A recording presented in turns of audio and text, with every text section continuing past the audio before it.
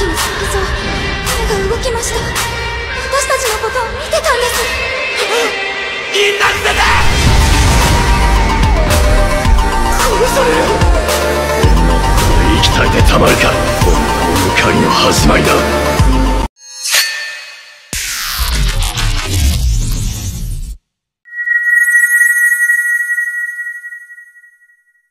Ang simula ng love story ay malalaman natin sa episode na ito dahil sinong mag-aakala na sa isang amoy lang, hindi na nakatulog ang napakagandang dalaga na Esrang hunter na si Cha Hae-in.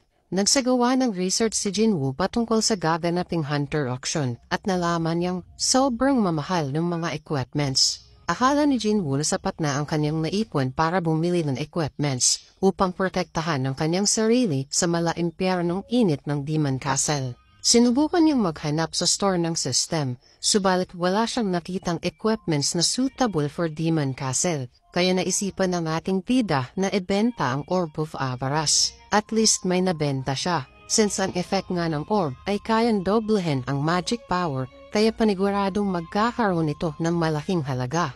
Ang problema, kailangan niyang ipaliwanag kung paano niya ito nabuha. Since ang orb ay ito yung bagay na hindi nakikita sa mga mababang dungeon, at mas lalong kahinahinala kung paano ito na-obtain ng isang Erang hunter. Mayroon na lamang kaunting panahon si Jinwoo sa pagiging Erang hunter bago niya makuha ang Esrang hunter license. Napaisip ang ating bida kung paano siya makakapasok sa isang Erang dungeon upang makapag-level up dahil paniguradong walang makipag-team up sa kanya since isa siyang Erang hunter. Subalit bigla niyang nakita ang isang team na currently nagre-recruit. Lumipat ang eksena sa isang request file na gustong makita ni Go Gun-hye at ito nga yung hunter record ni Song Jinwoo bilang Erang hunter 4 years ago. Wika ni Go Gun-hye na parang nagpapakamatay daw itong si Jinwoo kung totoong isa siyang false ranker noon pa. Subalit ayon daw sa testimony ng mga huli niyang nakasama sa raid 4 years ago, hindi ganun ang nangyari. Namamha si Go Gun-hye sa record ni Jinwoo dahil sa kabila ng palaging nasusugatan during raid, hindi pa rin ito tumitigil dahil sa medical bills ng kanyang ina. Ang pag-aaruga daw ng kanyang kapatid at sa ina nitong may sakit ay bibihira lamang sa isang lalaki na tumayo mag-isa sa pagkawala ng kanyang ama. Sinabi ni Jinchul na mayroong bagong report patungkol kay Jinwoo na sumali daw ito sa isang raid ng Hunter Guild. Kaya nagulat ang chairman at napagtanto niyang puro lang pala salita si Jinwoo. Subalit ang totoo na akit par nito sa contract down payment ng Hunter Guild. Tugon ni Jinchul na ayon daw sa kanyang source, si Jinwoo ay sumali sa mining team instead of attack force. Kaya naguguluhan ang chairman kung bakit sumali ang isang Esrang hunter sa mining team at mahirap daw maunawaan ang takbo ng utak ni Jinwoo. Lumipat ang eksena kung saan nag-apply na nga itong si Jinwoo bilang miner ng mining team ng Hunter Guild at tinanong siya kung isa nga ba siyang Erang hunter at ano ang kanyang experience sa trabaho. Sumagot ang ating bida na wala, subalit ang kanyang expertise ay physical combatant. Kaagad natanggap si Jinwoo at pinayuhan siya nito na huwag kabahan dahil maraming mga employee na katulad niya. At huwag na huwag daw kalimutan na dalhin ang kanyang equipments kapag papasok na sa loob ng dungeon. Wiga ni Jinwoo, since ito daw ay isang high-rank dungeon, na-divide sa tatlo ang trabaho. Una ay ang attack force na kumakalaban sa mga monster. Pangalawa ay ang mining team na nagmamine ng mga mana crystal sa loob ng dungeon. Pangatlo ay ang collecting team na kinukuha ang mga corpse ng monster palabas ng dungeon. Tsaka nababalik ang attack force para talunin ang boss upang masara ang gate ng dungeon. Lumipat ang eksena sa loob ng dungeon. Napansin nilang kanina pa sila naglalakad at kumabot na sila sa pinakailalim ng dungeon. Sinalubong ang attack force ni Choi Jong-in ng napakaraming giant monster at napasabing hindi daw siya fan sa masyadong liwanag. Subalit wala siyang choice kundi sindihan ng mga ito. Nagpakawala ng napakalakas na flame magic ang Guildmaster ng Hunter Guild, and in just a single magic spell lamang, kaagad natusta ang mga monster, at wika pa niya na binigyan lang niya ng mahinang apoy ang mga ito, since kailangan pa nila ang katawan. Subalit sigurado siyang magiging abo ang mga monster na nasa malapit lang. Habang sa labas ng dungeon, nainis ang leader ng mining team sa tagal ng attack force at lumampas na sila sa nilaan na oras. Maya-maya ay naganda ang lahat dahil palabas na ang attack force. Inisip ng ating bida na ito ang pinakamalakas na attack force sa buong Korea sa ilalim ng pamumuno ng The Ultimate Hunter, Choi Jong-in. Pagkatapos nakita niya ang number 2 S-rank hunter, ang Vice Guild Master na si Cha Hae-in. Nakita ni Jinwoo kung gaano kalakas ang babaeng S-rank hunter at naramdaman niyang ang energy level ni Cha Hae-in ay malakas pa sa Guild Master na si Choi Jong-in at kalibil daw ito ng chairman na si Go Gan-hye. Napansin ng babae na mayroong malakas na presence sa grupo ng mining team at napagtanto niyang nagkamali lang siguro siya dahil bigla itong nawala habang tinatakpan niya ang kanyang ilong since sensitive nga ang babaeng ito sa amoy ng mga hunter. Pumasok na ang mining team para simulan ang kanilang trabaho. Napansin ni Jinwoo na mayroong hindi ordinaryong hangin sa loob ng dungeon at mukhang ito ay magic energy waves galing sa dungeon boss. Pinag-uusapan si Jinwoo sa mga kasamahan niyang miner kung ano daw ang narain ng kanilang team leader. Nag-hire daw ito ng isang E-rank hunter at mukhang hindi nila matatapos kaagad ang trabaho ngayong araw dahil sa isang E-rank hunter. Kaya naisip ni Jinwoo na kahit saan talaga siya magpunta, nakakarinig talaga siya ng discrimination ng isang E-rank hunter. Biglang nabangga si Jinwoo sa isa niyang kasama at sinabing tumabi daw ito at huwag magpaharang-harang sa kanyang dinadaanan. Ngunit nang nakita niya si Jinwoo ay bigla itong nakaramdam ng takot na parang papatayin siya sa pamamagitan lang ng pagtitig ng mata at napasabing hindi na bale, wala lang yun. Nagsimula na magtrabaho ang lahat. Hindi makapaniwala si Jinwoo na kahit ang mga patay na monster ay pwedeng pagkakitaan. Ang mga balat nito pwedeng gawing armor at kahit mga buto at lamang loob ay pwedeng gamiting sandatan ng mga hunter. Wika ng team leader ni Jinwoo na lahat ng monster sa dungeon ay patay na, maliban sa boss. Hindi nila ito pwedeng patayin hanggat hindi natatapos ang trabaho ng collecting team at mining team. Napatanong si Jinwoo na what if biglang gumising ang boss. Sagot ng team leader na bibihira lang yan mangyari. Subalit kapag nangyari ang hindi inaasahan, lahat na nandito ay mamamatay. Naramdaman ni Jinwoo kung gaano kalakas ang boss ng isang E-rank dungeon at napagtanto niyang ang level ng boss ay mas mataas pa sa nakalaban niyang Vulcan Ruler ng 50 floor at Metos ng 75 floor ng Demon Castle. At naisip din niya kung gaano ka-organize si Choi Jong-in at Cha Hae-in bilang master ng guild, kaya hindi ito nakaranas ng dungeon incident. Nagsimula na magtrabaho si Jinwoo at riking gulat ng kanyang team leader kung gaano kabilis si Jinwoo bilang first time sa pagiging miner at hindi daw normal ang work rate ng ating bida sa isang E-rank hunter.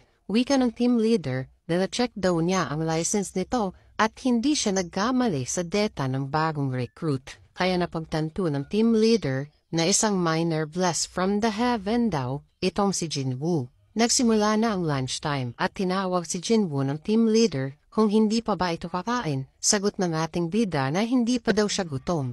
Hindi pinalampas ni Jinwoo ang pagkakataon nang naiwan na siya na mag-isa at kaagad itong pumunta sa lungga ng dungeon boss. At tama nga ang kanyang kutob na ang boss ay mas malakas pa sa Metos at sapat na ang kanyang current strength para tapusin ang boss ng dungeon.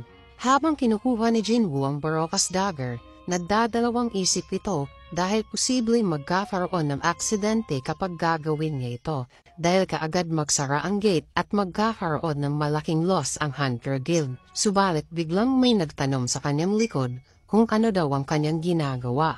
Ito pala ay si Cha Hae-in. Nakita nito na may dalang dagger si Jinwoo. Sinabi ni Jinwoo na naligaw daw siya at tinanong siya ng babae kung kabilang ba siya ng miner team at dapat daw umalis kaagad si Jinwoo dahil lungga ito ng boss. Napansin ni Miss Cha na biglang nawala ang sandata ni Jinwoo o pa nagkaroon lamang siya ng hallucination ngunit nakita talaga niya na may dala itong weapon kanina. Sinabi niya na kailangan nang umalis ni Jinwoo dahil kapag biglang magising ang boss maraming tao ang mamamatay. Kaagad humingi ng paumanhin ang ating bida, ngunit nang paalis na si Jinwoo, ay biglang naamoy ni Cha Hae-in ang napaka-unusual na amoy. Kaya pinatigil muna niya ang ating bida at bigla niya itong inamoy, ngunit hindi siya makapaniwala na hindi daw ito mabaho. Kaya nagtataka si Jinwoo kung ano ang problema. Nakita ni Cha Hae-in ang pangalan ni Jinwoo sa ID at ito nga ay isang E-rank hunter. kaya hindi na lamang niya ito pinansin at hinayaan na lamang niyang makaalis ang ating bida. Naisip ng babae na baka dahil isa siyang Irang hunter kaya hindi ito mabaho. Instead, nabanguhan pa nga siya sa amoy ni Jinwoo. Sinabi ng team leader na maswerte daw itong si Jinwoo dahil nakausap niya si Cha Hae-in. Palagi daw itong nagpapatrol dahil palagi itong nag-aalala na baka gumising ang boss. Dagdag pa ng isang kasama ni Jinwoo na may kakayahan daw itong si Cha Hae-in na maamoy ang particular na kakayahan ng isang hunter. Kaya ito laging nagtatakip ng kanyang ilong dahil nahihirapan itong makahinga sa paligid ng mga hunter. Natapos na ang trabaho ni Jinwoo at nakatanggap ito ng sahod. Laking pasasalamat ng lahat dahil mabilis nilang natapos ang trabaho dahil kay Jinwoo. Sinabi ng team leader na marami na daw siyang nakilalang tao subalit naiiba daw itong si Jinwoo. Isa daw itong talented na miner. Kaya nag-offer ang team leader na baka gusto pang magtrabaho ni Jinwoo sa ilalim ng kanyang pangangalaga. Tugon ng ating bida na nagpapasalamat siya sa kabaitan ng ipinakita ng team leader. Subalit mayroon na daw siyang iba pang naka-line up na trabaho. Sinabi ng team leader na mayroong T-rank dungeon raid bukas, baka available itong si Jinwoo. Subalit hindi na main attack force ang magsasagawa ng raid, kundi ang second team ng Hunter Guild. Kaya kaagad pumayag ang ating bida at masaya naman ang team leader dahil parang 5 tao daw kung magtrabaho itong si Jinwoo. Lumipat ang eksena sa isang restaurant. Hiniling ni Jinwoo sa kanyang pinsan na si Yoo Soo-yoon na kumain ng sabay subalit nagreklamo ito dahil bakit pork belly daw ang lahat ng pagkain. Tugon ni Jinwoo na huwag daw maliitin ang kanyang pork belly. Ito daw ang lugar kung saan nagbabahagi sila ng alaala sa nag-iisa niyang brother at makikitang lasing na naman itong si Jinwoo. Naging malungkot nga itong si Jinwoo dahil hindi na sinasagot ng nag-iisa niyang brother ang kanyang mga tawag at kailangan niya ang cooperation ni Jinwoo upang payagan siya ng kanyang ama na maging guildmaster ng Eugene Guild. Tugon daw nito na magbabakasyon lang ng ilang araw subalit lumampas na ng 1 week, hindi pa rin sinasagot ang kanyang tawag. Napansin ng pinsan ni Jinwoo ang isang interview sa TV ng famous celebrity na si Lee Min-sung na nagpa-evaluate ito bilang hunter. Sinabi ng pinsan ni Jinwoo na peke lang daw yung evaluation. Alam daw niya na isa itong Irang hunter. Isa lamang daw itong show at nagpapa-impress lamang daw itong si Lee Min-sung upang magkaroon ng atensyon. Biglang kinuha ni Soo-yeon ang cellphone ni Jinwoo dahil tatawagan daw niya ang sinasabing brother ni Jinwoo. Kaagad sinagot ni Jinwoo ang tawag, kaya ang malungkot na mukha ni Jinwoo ay biglang napalitan ng ligaya. Nagkasundo ang dalawa na magkita bukas ng gabi upang mapag-usapan kung ano ang pinagkakasunduhan ni Jinwoo at ang kanyang ama. Lumipat ang eksena kay Miss Cha Hae-in. Hating gabi na hindi pa rin makatulog ang babaeng hunter at tinawagan niya ang isang source upang halongkatin ang information patungkol sa isang hunter na nagngangalang Sung Jinwoo na nagtatrabaho sa mining team ng Hunter Guild. Napaisip ang dalaga na napaka-imposible na naligaw lamang ang lalaking yon sa kwarto ng boss sa lawak ng dungeon, kaya maaaring mayroong spy na ipinadala ang ibang guild upang manmanan ang Hunter Guild. Nagulat ang source na tinawagan ni Cha Hae-in dahil ang Irang hunter na si Sung Jinwoo ay affiliate ng Hunter Association at kahit ang kanilang guildmaster na si Choi Jong-in ay nag-request din na makuha ang information patungkol kay Sung Jinwoo. At dito lang magtatapos ang ating kwento mga lods. Huwag mo sanang kalimutang mag-like, comment at ating あの大きな石像手が動きました。私たちのことを見てたんです。みんな捨てて殺される。こんなところで生きたいでたまるか。女の怒りの始まりだ。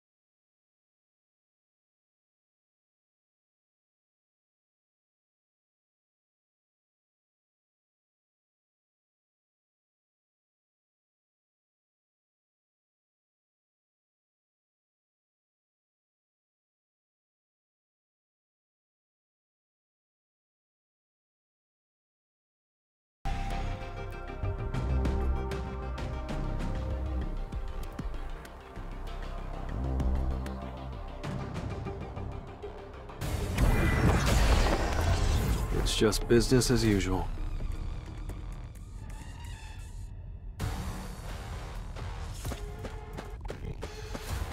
Time for a counter. Too slow.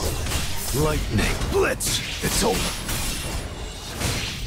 This is the end. This is the end.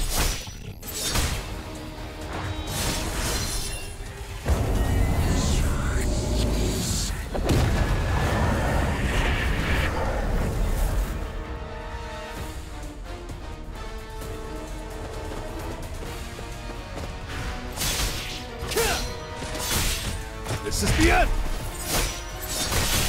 You can't avoid it! Tearing through! Red Flower Technique Type 1. Falling Plum Blossom.